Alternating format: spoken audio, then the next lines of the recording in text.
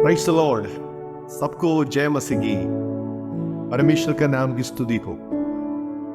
आज का ये नया दिन के लिए प्रभु को मैं धन्यवाद देता हूँ।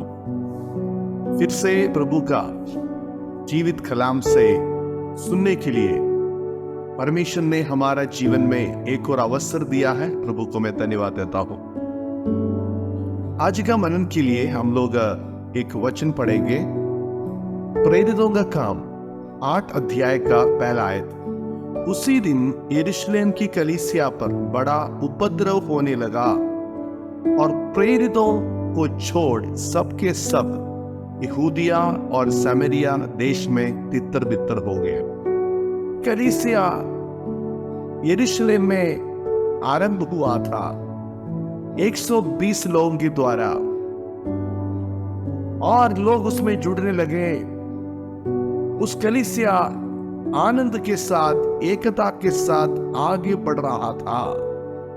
उस समय हुआ एक बात था कि यरूशलेम की कलीसिया के ऊपर उपद्रव हुआ है, सतावट हुआ है। दुनिया देखा हुआ सबसे बड़ा सतावट क्रूस पर है। यीशु मसीह जो क्रूस पर जो दुख सहा है, उसी के जैसे और कोई सतावट दुनिया में अभी तक नहीं हुआ है। यीशु क्रूस पर शारीरिक तौर से, मानसिक तौर से सताया गया था।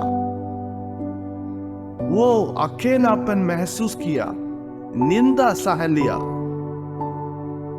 मार खाया, खून बहाया।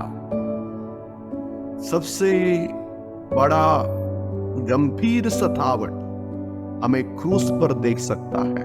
यीशु मसीह को जब क्रूस पर चढ़ाया, लोगों ने यीशु को देखकर बताया। मत्ती 27:40 में लिखा है, और ये कहते थे कि हे मंदिर को ढाने वाले और 3 दिन में बनाने वाले, अपने आप को तो बचा। यदि तू परमेश्वर का पुत्र है तो क्रूस पर से उतरा। कई लोगों का कहना है यीशु को खुद क्रूस से अपने आप को बचा नहीं पाया, फिर वो कैसे दूसरों को बचाएगा। मेरे प्रियो, हर एक सतावट के पीछे एक उद्देश्य था।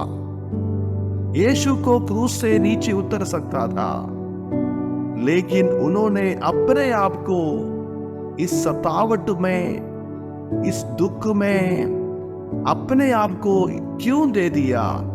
ताकि उन्होंने देखा उनका मृत्यु के द्वारा सारे मानव जाति को पापों से उद्धार मिलेगा। मानव जाति का उद्धार के लिए उन्होंने दुख को, सतावट को सह लिया है। यीशु को खुद बचा सकता था, लेकिन यीशु खुद बचाएगा तो हम सब लोग आज नहीं बच पाते थे। इसलिए यीशु अपने आप को क्रूस पर सौंप दिया ताकि हम सब बच सके। सतावट क्यों आता है? सतावट के पीछे परमेश्वर को एक योजना है। यीशु मसीह का क्रूस का पीड़ा के पीछे यही योजना था, सारे मानव जाति को उद्धार हो सके। यीशु जब दुनिया में था, उन्होंने अपने चेलों को ये याद दिलाया। यीशु ने कहा, यूहन्ना सुसमाचार 15वां अध्याय के 19 आयत में हम लोग पढ़ते हैं, यदि तुम संसार के हो तो संसार अपनों से प्रीति रखता, परंतु इस कारण कि तुम संसार के नहीं है, वरन मैंने तुम्हें संसार में से चुन लिया, इसलिए संसार तुमसे बैर रखता है। जो बात मैंने तुमसे कही थी कि दास अपने स्वामी से बड़ा नहीं होता, उसको याद रखो। यदि उन्होंने मुझे सताया तो तुम्हें भी सताएगा, यदि उन्होंने मेरी बात मानी तो तुम्हारा भी मानेगी। यीशु ने बताया, यीशु सतावट को सामना किया है तो उनके पीछे चलने वाले उनका चेले भी सतावट को सामना करना पड़ेगा। जब यीशु को सताया गया, यीशु को सताने वाले लोगों को देख यीशु ने क्या किया है। लूका सुसमाचार 23:34 में हम देखते हैं, तब यीशु ने कहा, हे पिता, इन्हें क्षमा कर, क्योंकि ये नहीं जानते कि क्या कर रहे हैं। यीशु ने अपने सताने वालों के लिए प्रार्थना किया। वे क्यों सताया? क्योंकि वे नहीं जानते हैं कि वे क्या कर रहा है। उनका अज्ञानता के कारण वे यीशु को सताया गया था। तो याद रखना, हर एक सतावट के पीछे परमेश्वर को एक योजना है। कभी कभी इस सतावट में परमेश्वर आके लोगों को बचाता है। पतरस को बंदीगृह से परमेश्वर ने छुड़ाया। दानियल को सिंह का मांदों से परमेश्वर ने छुड़ाया।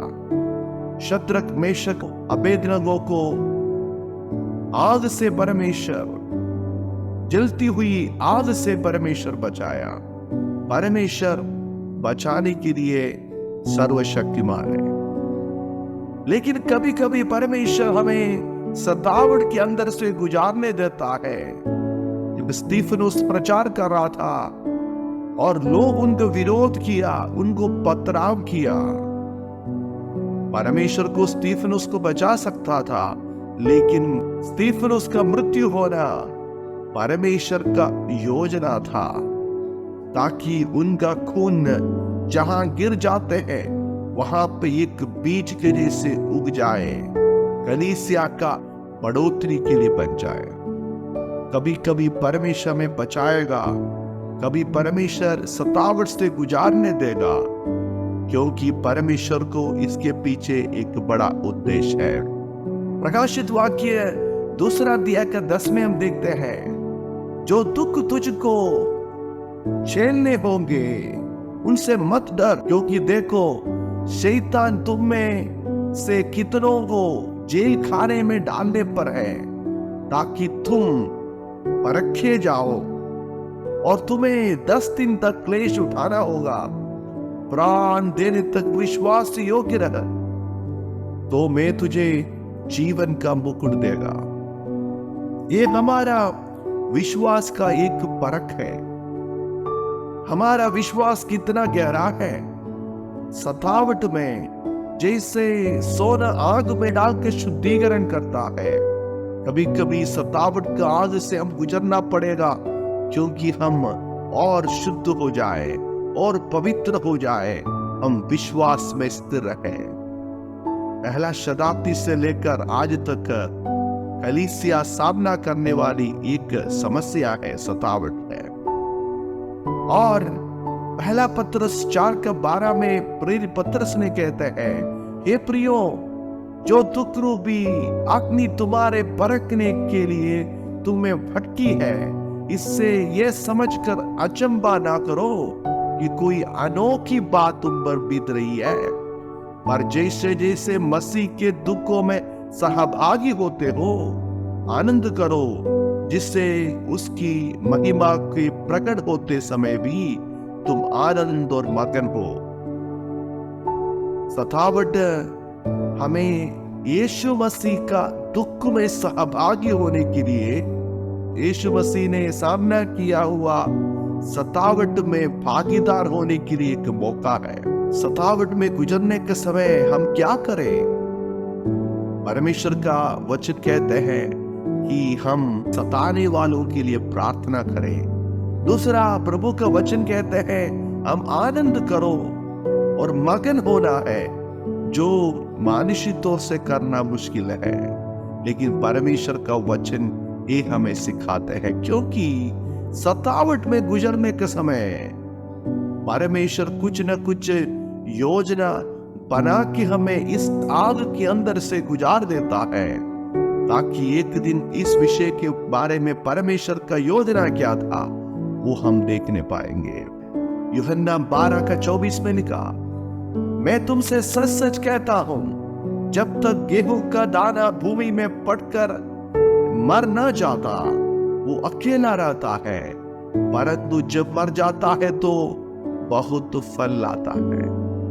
मेरे प्रियो, सतावट हमारा जीवन में भूमि पर जैसे गेहूं का दाना गिर के मर जाते हैं उसी के जैसा लगते हैं।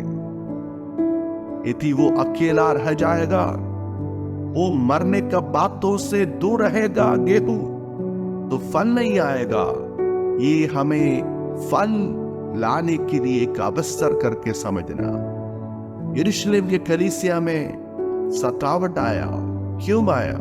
उस सतावट एक बेदारी का आरंभ हुआ है, क्योंकि वे परमेश्वर का वायदा को प्राप्त करके यरूशलेम में ही पड़े रहा, लेकिन यहूदिया समरिया पृथ्वी के छोर तक जाने का कार्य में वे कोई भी योजना नहीं बनाया, उसके लिए कोई भी कदम नहीं रखा है। जब परमेश्वर का योजना को जब कलीसिया के द्वारा पूरा नहीं कर पा रहा था, परमेश्वर ने एक सतावट को भेजा। अभी क्या हुआ है? जब सतावट आया, प्रेरितों से छोड़कर सब यहूदिया और सामरिया देश में तितर बितर हुआ है। और 4 आयत में, प्रेरितों 8:4 में लिखा, जो चित्तर बितर हुए थे वे सुसमाचार सुनाते हुए फिरे। तितर बितर हुआ लोग सुसमाचार सुनाते हुए फिरे। इसके कारण, सतावट के कारण यहूदिया में, सामरिया में सुसमाचार पहुंच गया। कलीसिया एक मकान नहीं है। लोग आपका कलीसिया को तोड़ सकता है। कलीसिया प्रभु यीशु मसीह के लहू से खरीदा हुआ लोगों का झुंड है। चाहे वो पेड़ के नीचे हो, घर के अंदर में हो, जहां वह यीशु मसीह के नाम में इकट्ठे होते हैं, वो परमेश्वर का कलीसिया का मतलब है। आज हमारा जीवन में जो सतावट आते हैं उससे हम डरना नहीं, बल्कि हम उसको सामना करें, प्रार्थना करें, सताने वालों के लिए प्रार्थना करें। याद रखना चाहिए, सतावट के द्वारा परमेश्वर ये चाहते हैं हम अधिक फल लाए। जैसे गेहूं का दाना भूमि पे गिर के फल लाता है, हमारा आज का दुख के सहना कल बहुत सारे लोगों का जीवन में आशीष का कारण होने के लिए अपने आप को प्रभु के हाथों में समर्पण करें। आज दुख सहने वाले, सतावट से गुजरने वाले लोगों के लिए हम प्रार्थना करें और प्रभु हमें इस समस्या को सामना करने के लिए सहायता करे। याद रखना, सबसे बड़ा सतावट क्रूस पर हुआ है, उसके द्वारा हम बच गया।